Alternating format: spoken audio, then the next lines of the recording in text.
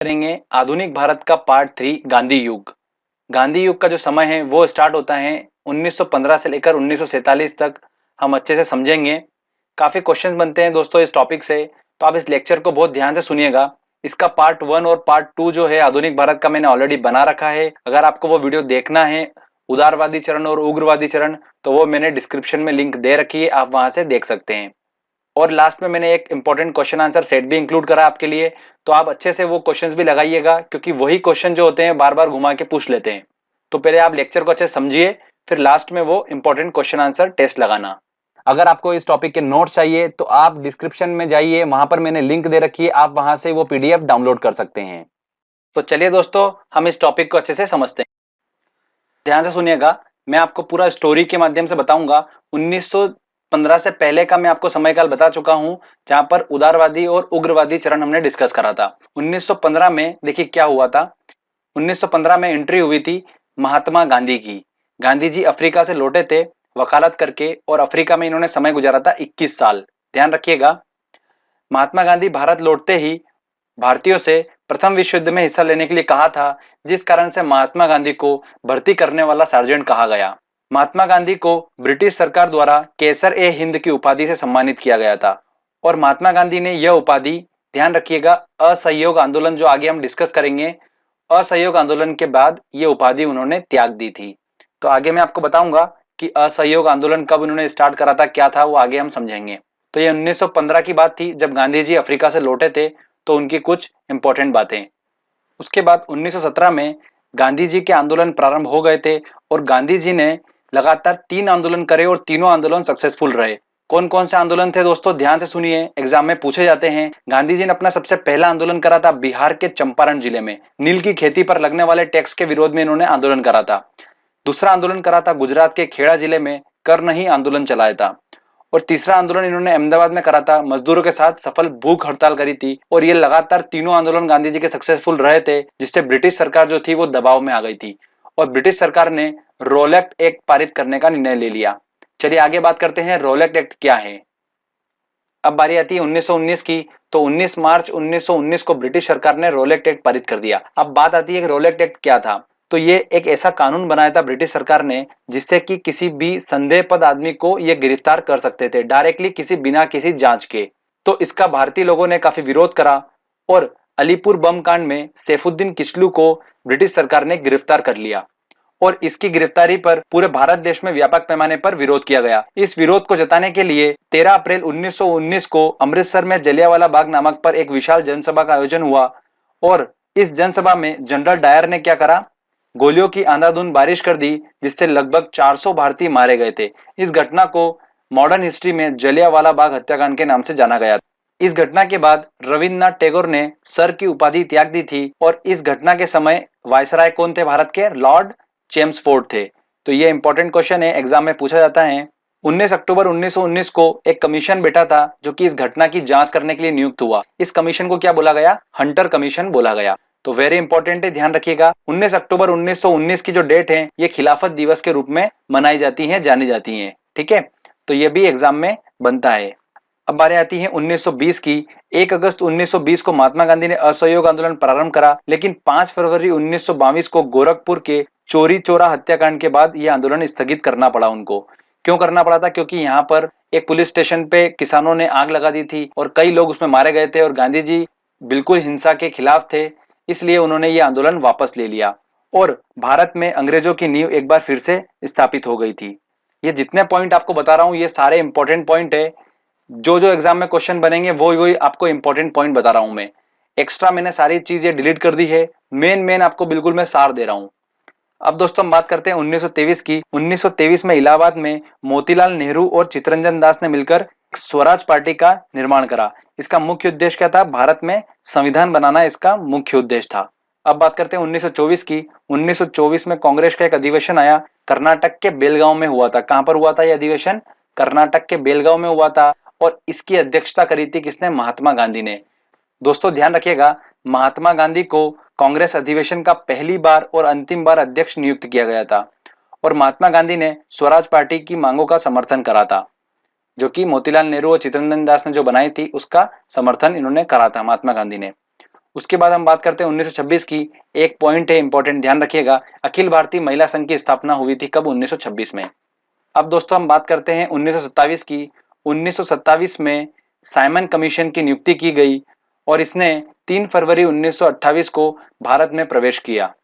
इसके सभी सदस्य अंग्रेज होने के कारण इसका व्यापक पैमाने पर विरोध किया गया और पूरे भारत देश में साइमन कमीशन वापस जाओ के नारे लगे थे। और इसका सबसे ज्यादा विरोध किसने करा था? लाला लाजपत राय ने करा था, जिस कारण से इन्हें लाठियों का प्रहार झेलना पड़ा था और इनकी लाठियों का प्रहार झेलते हुए इनकी मृत्यु हो गई थी।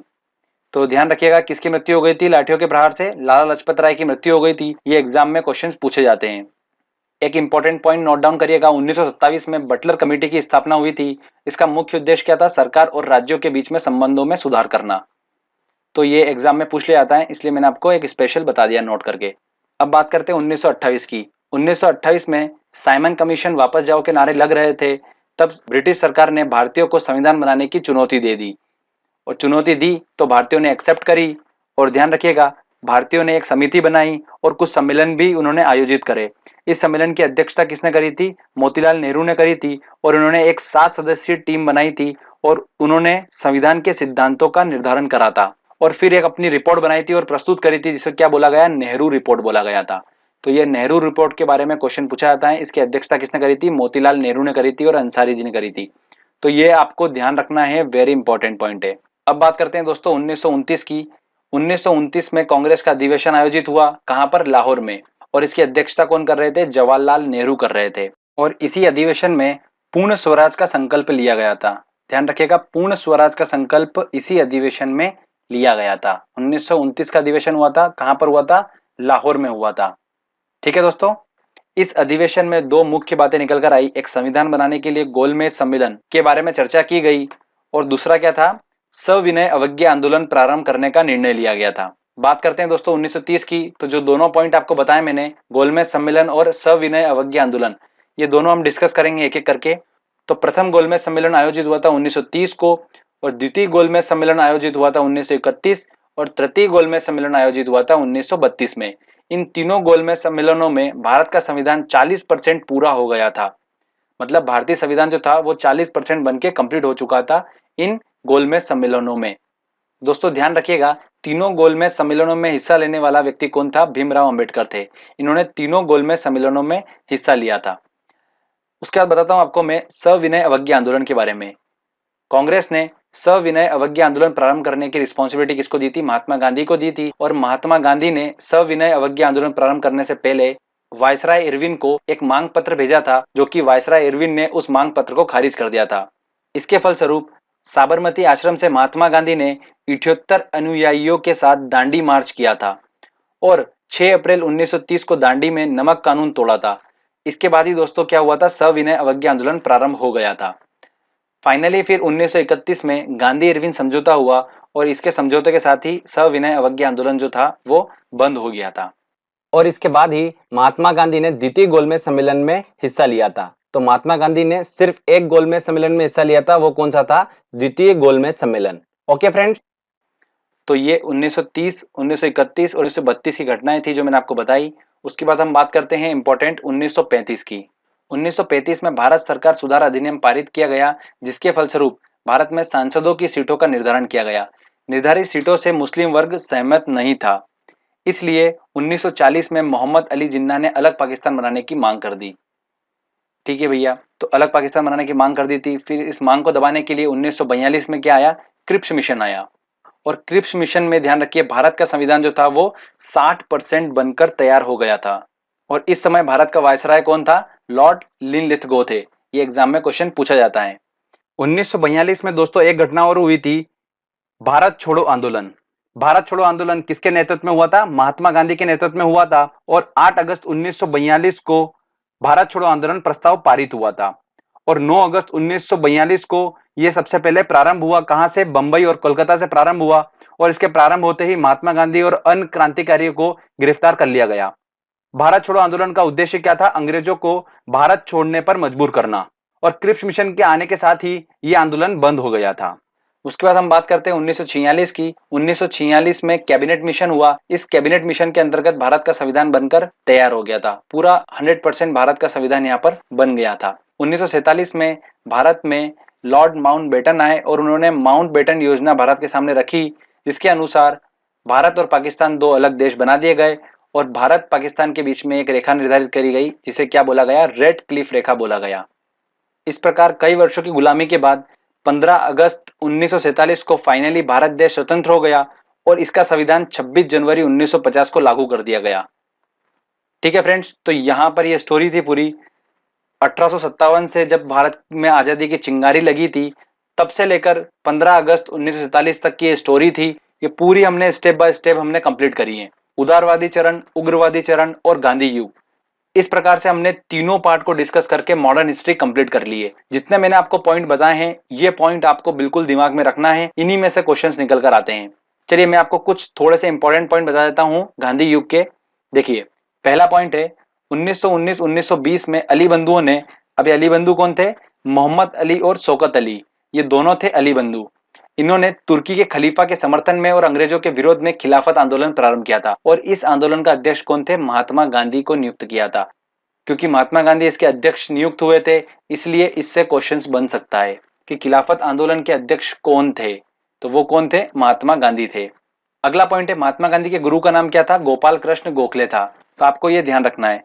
और गोपाल कृष्ण गोखले जो थे, इनके गुरु का नाम क्या था, महादेव गोविंद रनाडे था। स्वतंत्र भारत के पहले गवर्नर जो थे वो कौन थे, राजगोपालाचारी थे, सी राजगोपालाचारी। फिनिक्स फर्म की स्थापना किसने करी थी, महात्मा गांधी ने ही करी थी। अगला पॉइंट ध्यान से देखिए दोस्तों, HSRA। अब ये HSRA क्या है, देखिए, हिंदुस्तान सोशलिस्ट रिपब्लिकन एसोसिएशन, इसका मतलब ये है। और इसकी स्थापना किसने करी थी, चंद्रशेखर आजाद ने करी थी। कहां पर, दिल्ली में 1928 में करी थी। ठीक है, एक इंपॉर्टेंट पॉइंट ध्यान रखिए इसके बारे में कि साइमन कमीशन के विरोध के समय लाल लाजपत राय पर लाठियों से प्रहार करने वाले सहायक पुलिस अधीक्षक जो सैंडर्स थे, उनकी 30 अक्टूबर 1928 को भगत सिंह, चंद्रशेखर आजाद और राजगुरु द्वारा हत्या कर दी गई थी। ठीक है, और ये किसकी गतिविधि थी, ये HSRA की ही गतिविधि थी। और हिंदुस्तान रिपब्लिक एसोसिएशन के दो सदस्य भगत सिंह और बटुकेश्वर दत्त ने 8 अप्रैल 1929 को केंद्रीय विधानमंडल में बहस के दौरान बम फेंका था और इस बम को फेंकते समय भगत सिंह ने पहली बार इंकलाब जिंदाबाद का नारा दिया था। तो इंकलाब जिंदाबाद का नारा किसने दिया था, भगत सिंह ने दिया था।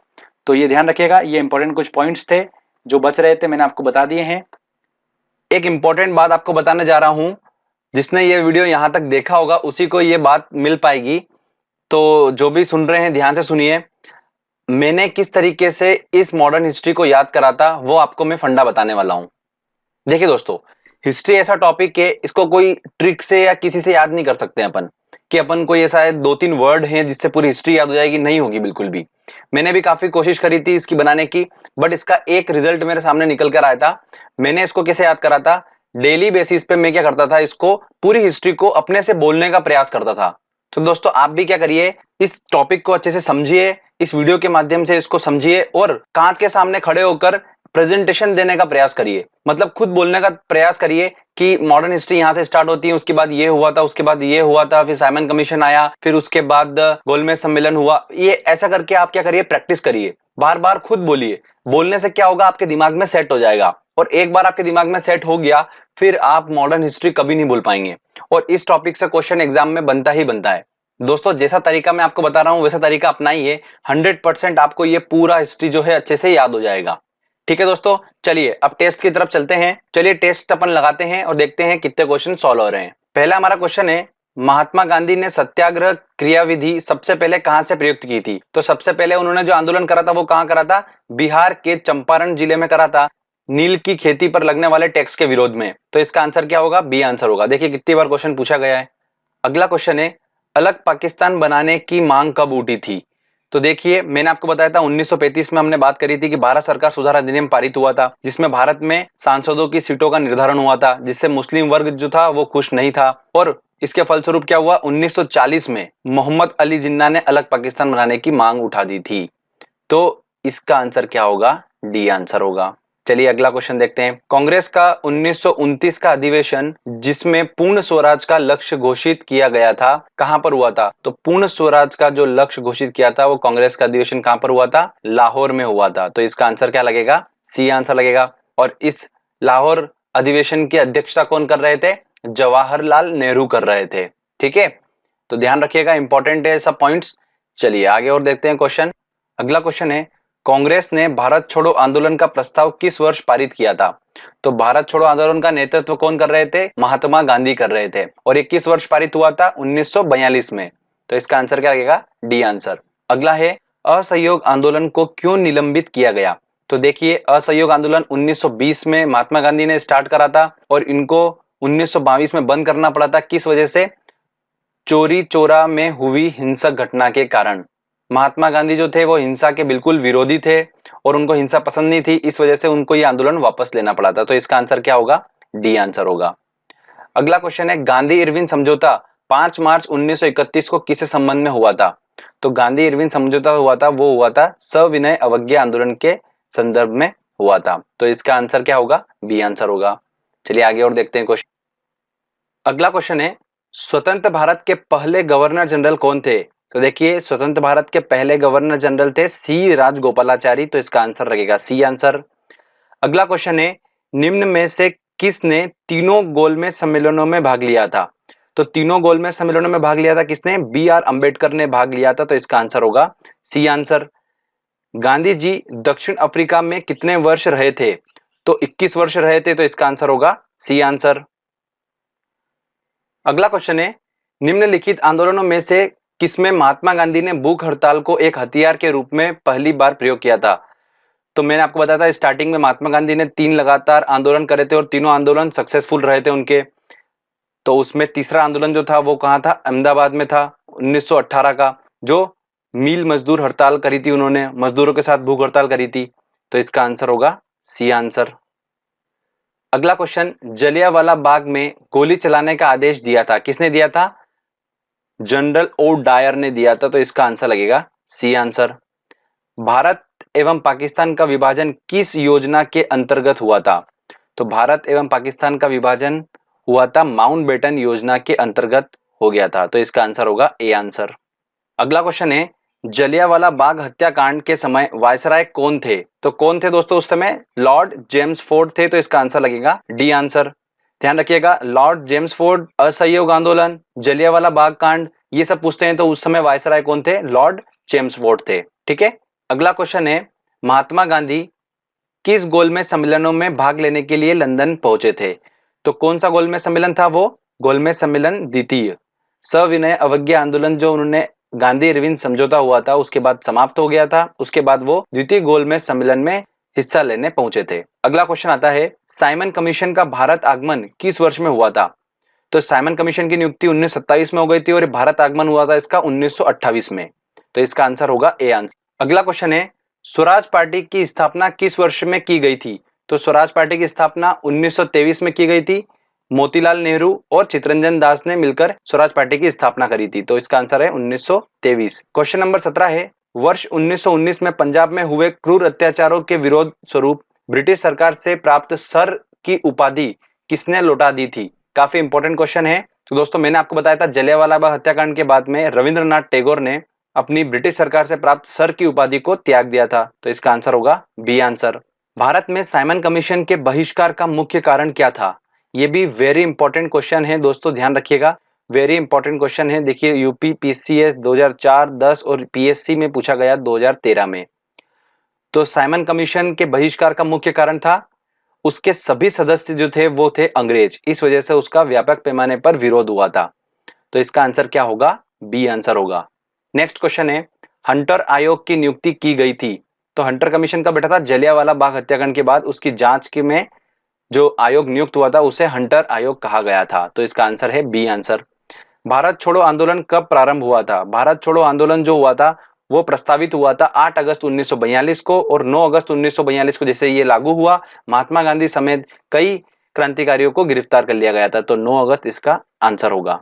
अगला क्वेश्चन है, वर्ष 1928 में Hindustan socialist Republic association HSRA इसकी स्थापना कहां पर हुई थी? देखिए HSRA के बारे में मैंने आपको बताया था, इस किसके नेतृत्व में स्थापना हुई थी इसकी? चंद्रशेखर आजाद के नेतृत्व में हुई थी, और भगत सिंह, राजगुरु ये सब जो थे इसके सदस्य थे सभी लोग।